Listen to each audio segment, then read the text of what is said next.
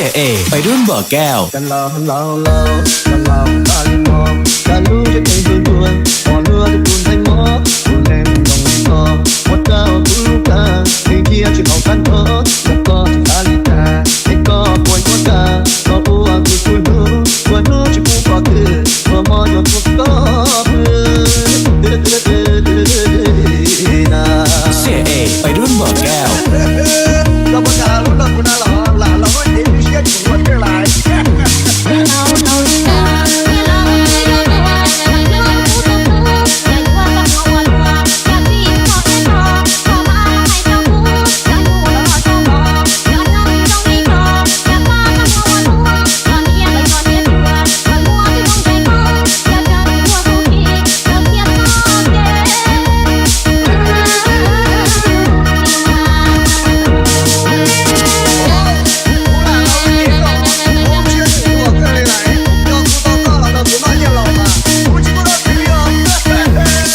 ไปรุ่นบ่อแก้ว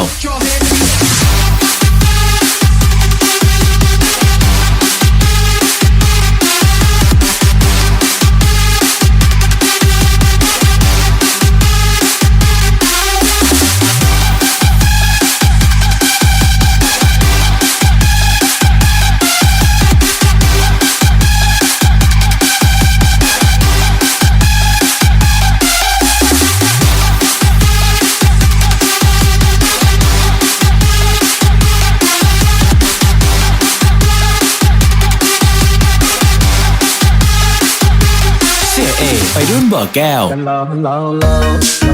ตาลิมองกันรู้จะเป็นตัวตัวพอเลือดตุนไทยหมอตุนแรงต้องมีคอวัดเจ้าตุลูกาให้เกียร์ชิเขากันเถอะแล้วก็ที่อาลิตาให้ก็ป่วยหัวตาก็อ้วกคือคุยหู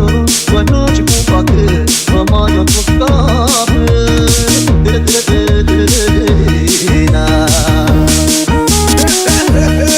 เราประกาศรุ่นเราคุณอาหล่าเราไม่เห็นมีเชี่ยอยู่วันเท่าไร